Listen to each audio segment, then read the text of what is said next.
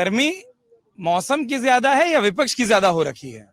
नहीं सर, गर्मी मौसम की तो है, लेकिन विपक्ष ठंडा पड़ा हुआ है। विपक्ष हम लोग के सामने कुछ है ही नहीं। हम लोगों ने इतना विकास का कार्य किया है 10 सालों में, और योगी जी की सरकार जो चली उसमें विकास की इतनी गंगा हम लोगों ने बहा दी है कि विपक्ष बिल्कुल ठंडा है। जब आप 10 साल का विकास बोल देते हैं तो कई बार लगता है 5 साल इनके हिस्से के भी अपने में खाते में तो नहीं जोड़ ले रहे? 5 साल तो इन्होंने इतना रुलाया है कि गाजीपुर ने प्रत्याशी तलाश कर रहे थे कि जीत कर सांसद जी गए कहाँ। 4-5 बार लगातार विधायक बने, 2 बार लगातार सांसद बने, और उसके बाद 5 साल में उपस्थिति संसद में कितनी रही? 13 दिन। बाकी समय कहाँ थे? लोग पूछते थे कहाँ है सांसद जी हमारे, पता चलता था कभी कोर्ट में। कोर्ट में क्यों भैया? कभी अपनी जमानत, कभी अपनी पेशी, कभी अपने भाई की पेशी, कभी बेटी की, कभी बहू की, कभी भाई की, भतीजे के। पूरा 5 साल उन्होंने गवा दिया। गाजीपुर में एक पटिया तक नहीं रखवा पाए। गाजीपुर में विकास पिछले सांसद के क्रम में नहीं हुआ, ये आपका दावा है। इधर आ जाता हूँ, फिर आप लोगों पर आता हूँ। एक तो ये तस्वीर गाजीपुर में कुछ 7-5 साल पहले खूब दिखी थी, इतनी मोहब्बत, इतना ही प्रेम था। अभी इन्होंने सम्यक दूरी बना ली है, थोड़ी तो बना ही ली है। ये दूरी जो बनी गाजीपुर की जनता में, जो इन्होंने छोड़ा उसको अपने अपनाया, ऐसा तो नहीं है? ऐसा कुछ भी नहीं है, सबका अपना अपना विचारधारा है। यह लगा माननीय सांसद जी को या यहाँ के जनपद के प्रदेश के नेताओं को यह लगा कि कहीं ना कहीं भारतीय जनता पार्टी और बहुजन समाज पार्टी एक दूसरे के लिए काम करने का काम कर रही है, इसलिए और जनहित के मुद्दे पर नाकाम कार्य कर कर अपने वोटों की राजनीति कर रही है, इसलिए ऐसे निर्णय बदलता रहता है, होता रहता है।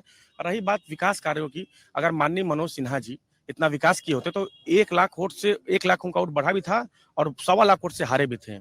तो इतना बड़ा अंतर नहीं हारते। पहली चीज लोग कहेंगे फिर गठबंधन था, गठबंधन पूरे प्रदेश में था, बड़े बड़े सूरमा हारे गठबंधन में, ये मनोज सिन्हा के लिए नहीं था।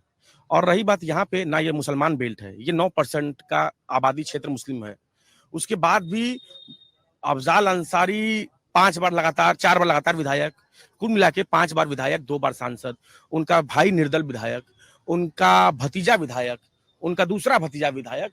तो कहीं ना कहीं वह काम किए हैं, गरीबों का दुख दर्द समझे हैं, जनता के बीच जाकर पहचाने हैं कि दुख क्या होता है, दर्द क्या होता है। और रही बात इनके प्रत्याशी की बात, तो इनके प्रत्याशी को भारतीय जनता पार्टी के लोग हमसे फोन करके पूछा करते थे कि भैया अभिनव भैया ये पारस राय कौन है, ये पारस राय कौन है?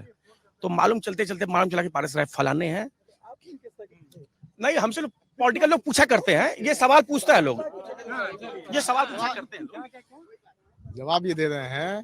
देखिए, चुनाव दोनों पार्टियों ने केंद्र में लगातार सरकार पे ला चुके हैं, भारतीय जनता पार्टी भी और कांग्रेस भी।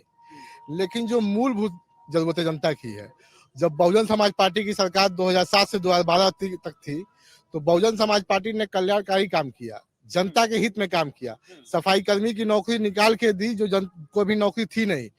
इसलिए बहुजन समाज पार्टी की सरकार इस बार केंद्र में बनने जा रही है और 80 की 80 यूपी की सीट बहुजन समाज पार्टी जीतने जा रही है।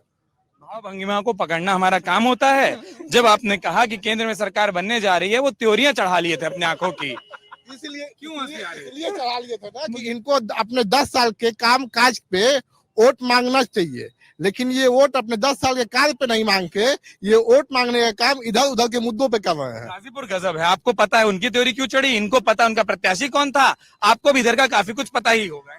निश्चित तौर पर अगर देखा जाए तो गाजीपुर में जो विकास का कार्य अब तक दिखाई दे रहा है, सामने अभी मतलब जो है आधा बनता स्टेशन बन रहा है। इसके साथ जो है विश्वनाथ सिंह गहमरी जी की मतलब जो एक बहुत पुराने जो सोच और सपना था, उसको भारतीय जनता पार्टी के मुखिया मतलब जो प्रतिनिधि ने पूरा किया। अगर देखा जाए तो गाजीपुर में जोनल ट्रेनिंग सेंट्रल रेलवे का या कोई भी अगर विकास का अगर उठा करके देखा जाए कहीं, तो सिर्फ भारतीय जनता पार्टी दिखाई देती है। उसके बाद अगर देखा जाए, ये लोग कहते हैं कि मतलब जो है पटेल आयोग की संस्तुतियों को जब कांग्रेस सरकार ने लागू किया था तो सोचा था कि कहीं न कहीं नो प्रॉफिट नो लॉस की स्कीम के ही तहत मतलब जो सारे संयंत्र स्थापित किए गए थे।